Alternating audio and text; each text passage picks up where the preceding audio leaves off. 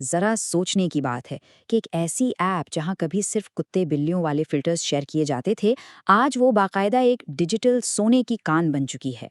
जी हाँ, बात हो रही है स्नैपचैट की। आज के इस एक्सप्लेनर में हम बिल्कुल स्क्रीन के पीछे जाकर देखेंगे कि आखिर टॉप क्रिएटर्स यहाँ से लाखों कैसे छाप रहे हैं। ये सिर्फ कोई रिवायती मालूमात नहीं है, बल्कि एक पूरी कहानी है, मेहनत की, बेहतरीन स्ट्रैटेजी की और जाहिर है एक ज़बरदस्त पेडे की। तो आइए बिना वक्त ज़ाय किए सीधा इस डिजिटल गोल्ड रश के अंदर चलते हैं। $1,000 वो भी रोजाना। बिल्कुल, ये कोई हवाई बात नहीं है। ये वो फाइनल टारगेट है, वो खजाना है जो टॉप क्रिएटर्स इस प्लेटफॉर्म से हर दिन निकाल रहे हैं। इस बात का अंदाजा लगाना मुश्किल नहीं कि ये इनकम किसी का भी लाइफस्टाइल पूरी तरह बदलने के लिए काफी है।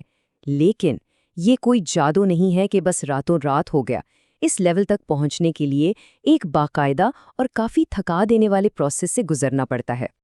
और यहीं से शुरू होता है हमारी इस कहानी का पहला हिस्सा, एक्ट 1, द ग्राइंड, यानी वो शुरुआती कड़ी मेहनत और बुनियाद रखने का मरहला। स्टेज 1 पे सबसे पहला और लाजमी कदम है एक पब्लिक प्रोफाइल बनाना। इसके बिना तो समझिए स्पॉटलाइट पर एंट्री ही बंद है। अब अगला टास्क होता है रोजाना 5 वीडियोस स्पॉटलाइट पर पोस्ट करना। अब जाहिर है रोजाना 5 वीडियोस बनाना और मैनुअली अपलोड करना तो किसी को भी पागल कर सकता है। इसीलिए स्मार्ट क्रिएटर्स यहाँ repurpose.io जैसे टूल्स का जादू इस्तेमाल करते हैं। ये टूल्स टिकटॉक या इंस्टाग्राम का कंटेंट खुद ब खुद स्नैपचैट पर क्रॉस पोस्ट कर देते हैं, यानी मेहनत कम और काम डबल।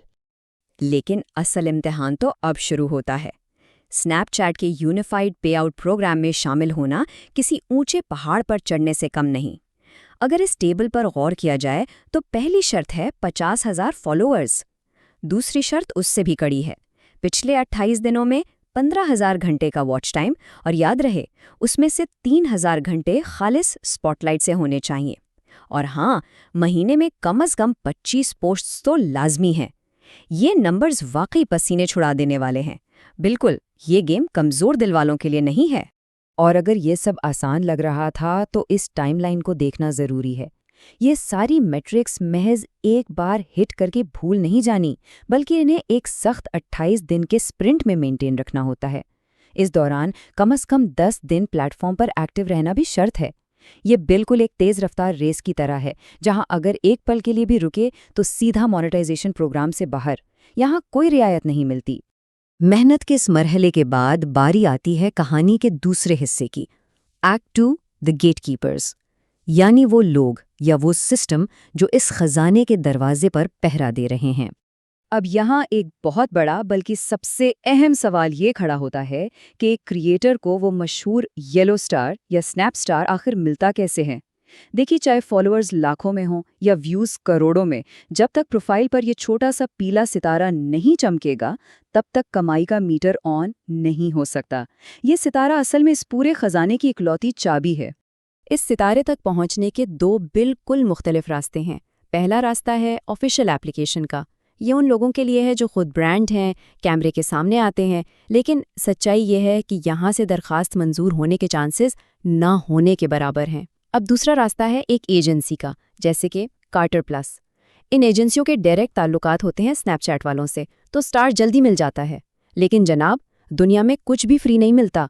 ये एजेंसियां पहले साल की कमाई का सीधा 20% हिस्सा मांगती हैं। अब ये फैसला करना वाकई एक बहुत मुश्किल मोड़ होता है।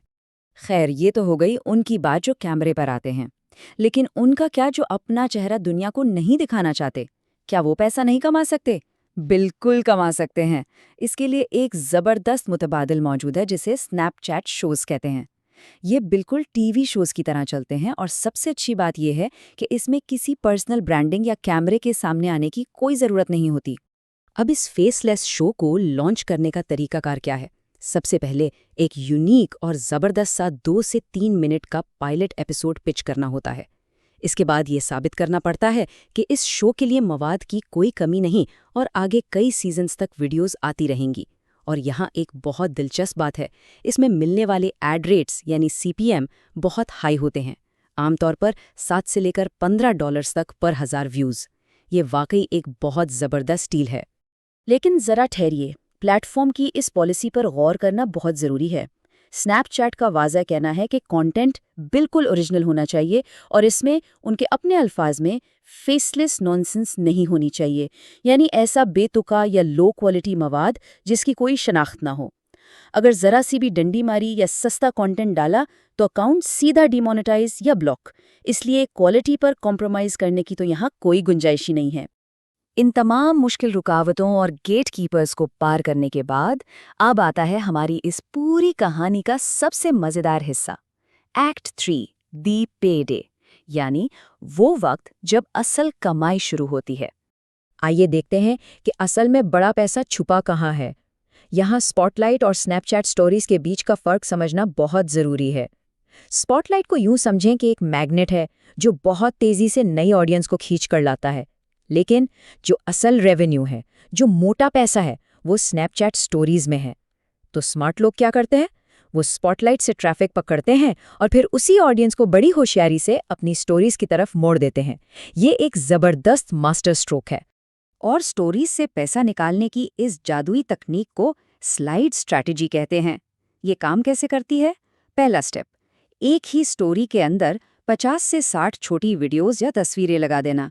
दूसरा स्टेप, अब जैसे जैसे देखने वाले टैप करके अगली स्लाइड्स पर जाएंगे, बीच बीच में खुद ब खुद एड्स चलना शुरू हो जाएंगे।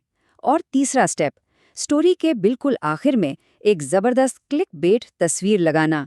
सीधा सा हिसाब है, जितनी लंबी स्टोरी उतने ज़्यादा एड्स और उतनी ही बड़ी कमाई।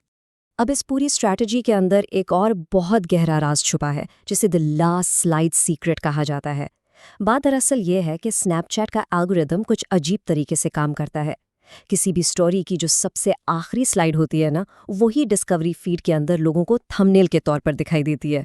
वाओ, है ना कमाल की बात। इसीलिए क्रिएटर्स अपनी आखिरी स्लाइड को इतना सस्पेंस से भरपूर बनाते हैं कि कोई भी उसे देखे तो क्लिक के बगैर रह ही ना सके। अब एक और दिलचस्प बात, ये सारी कमाई सीधी डॉलर्स की सूरत में नहीं आती। यहाँ चलती है इनकी अपनी डिजिटल करेंसी, जिसे स्नैप क्रिस्टल्स कहते हैं। जब क्रिएटर अपना डैशबोर्ड खोलता है तो उसे डॉलर्स नहीं बल्कि ये चमकते हुए क्रिस्टल्स नजर आते हैं। और हिसाब किताब बड़ा सीधा सा है। एक क्रिस्टल का मतलब है 10 सेंट्स। इन क्रिस्टल्स को इस लंबी और मुश्किल गेम के डिजिटल इनामात भी समझा जा सकता है। लेकिन इन डिजिटल क्रिस्टल से बाजार से कुछ खरीदा तो नहीं जा सकता ना? इन्हें असली पैसों में कैश आउट करवाने के लिए एक शर्त है। कम से कम $100 की मालियत के क्रिस्टल्स का जमा होना लाजमी है। जब तक ये $100 का माइलस्टोन पूरा नहीं होता, पैसे नहीं निकल सकते। लेकिन जैसे ही ये टारगेट हिट होता है, तो वो सारी महीनों की कड़ी मेहनत आखिरकार एक ठोस और असली इनकम बनकर सीधा बैंक अकाउंट में आ जाती है। आज के इस मुकम्मल एक्सप्लेनर में ये तो बिल्कुल वाज़ेह हो गया कि स्नैपचैट अब सिर्फ टाइम पास ऐप नहीं रही, ये एक प्रॉपर और ताकतवर बिजनेस इकोसिस्टम बन चुका है। ज़ीरो से शुरू करना, करोड़ों का ट्रैफिक लाना, गेटकीपर्स को बीट करना और फिर स्मार्ट स्ट्रैटेजी से पैसे बनाना, ये पूरी एक साइंस है। तो आखिर में एक बहुत ही अहम और दिलचस्प सवाल जहन में आता है, इस तेज़ी से बदलती हुई डिजिटल दुनिया में अगला बड़ा क्रिएटर स्नैपचैट पर किस तरह का नया एम्पायर खड़ा करेगा? क्या ये सिर्फ एक शुरुआत है? ये वाकई एक सोचने का मुकाम है। आज के इस एक्सप्लेनर में साथ रहने का बहुत शुक्रिया।